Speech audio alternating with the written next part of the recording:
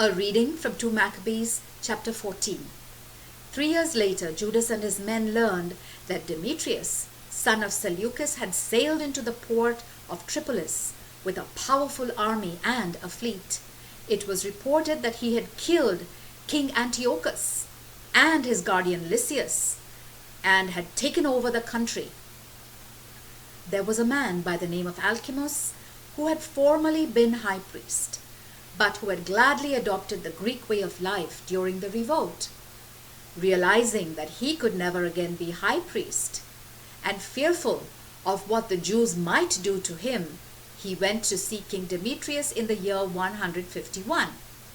On this occasion, he presented the king with a gold crown and a palm branch, together with some olive branches traditionally presented to the temple. But he said nothing about his plans.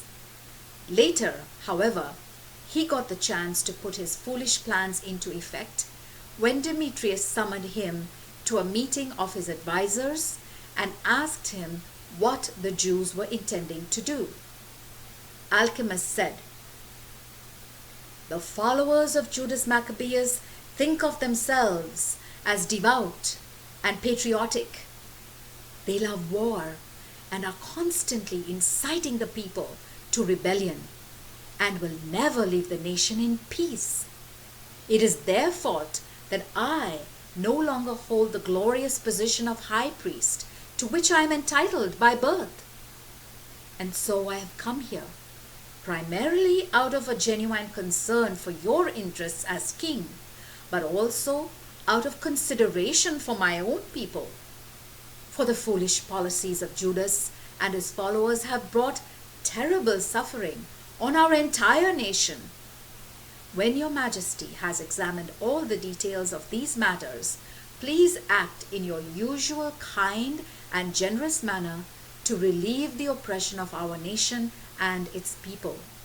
As long as Judas is alive, it will be impossible for our nation to enjoy peace." As soon as Alcimus had finished his speech, the other advisors quickly seized this opportunity to arouse Demetrius' anger against Judas, because they also hated him.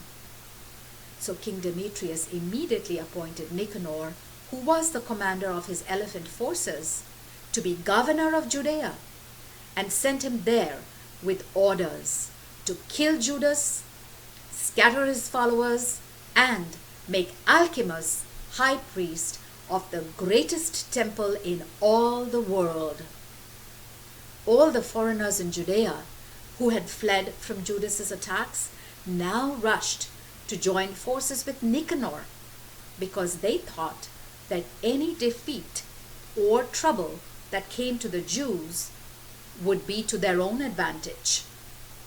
The Jews heard that Nicanor was attacking and that the foreigners in their country were giving him their support. So they threw dirt on themselves and prayed to their God, who had chosen their nation as his possession forever and had never failed to help them in time of need. Then Judas, their leader, gave the orders, and they immediately marched out to engage the enemy in battle near the village of Adasa. Judas's brother Simon was fighting Nicanor, but was gradually losing the battle because of an unexpected move on the part of the enemy. However, when Nicanor heard how bravely and courageously Judas and his men were fighting for their country, he decided not to settle the matter in battle. Instead, he sent Posidonius, Theodotus, and Mattathias to make a treaty with the Jews. After the terms of the treaty had been worked out in detail, Nicanor informed his troops, and they unanimously agreed. Then a day was set on which the leaders would meet in private. Ceremonial chairs were brought out from each camp and set up. Judas had taken the precaution of placing battle-ready troops in strategic places in case of sudden treachery on the part of the enemy. But the two leaders had a friendly meeting. Nicanor stayed on in Jerusalem for some time after that. He did not mistreat the Jews in any way, and even sent away the people who had come over to his side. The two men became the best of friends, and Judas was Nicanor's constant companion. Nicanor urged him to marry and start a family, so Judas did this and settled down to a peaceful life. When Alcimus noticed how well Nicanor and Judas were getting along, he obtained a copy of the treaty and went to see King Demetrius. He told the king that Nicanor was disloyal to the government because he had appointed the traitor Judas to be his successor. These false accusations infuriated the king, and in his anger he wrote to Nicanor informing him that he was dissatisfied with the treaty and ordering him to arrest Judas Maccabeus and send him to Antioch at once. When this message reached Nicanor, he was hurt and didn't know what to do because he did not like having to break an agreement with a man who had kept his part of the bargain. Yet, it was impossible for him to ignore the king's command. So he began looking for a way to trap Judas. Judas, however, noticed that Nicanor was becoming hostile and rude toward him, and he knew that this was a bad sign. So he gathered a large number of his followers and went into hiding. When Nicanor realized that Judas had outsmarted him, he went to the great and holy temple at the time when the priests were offering sacrifice and ordered them to surrender Judas to him. But the priests declared under oath that they had no idea where Judas was hiding. Then Nicanor raised his right arm in the direction of the temple and made a solemn threat. "If you do not hand Judas over to me as a prisoner, I will level God's temple to the ground, demolish this altar, and on this spot build a glorious temple to Dionysius." Then he left, and immediately the priests lifted their arms towards heaven and prayed to God, the faithful defender of our nation. "Lord, you are in need of nothing, yet it has pleased you to place your temple here and to live among us. You alone are holy, and your temple has only recently been purified, so now protect its holiness forever."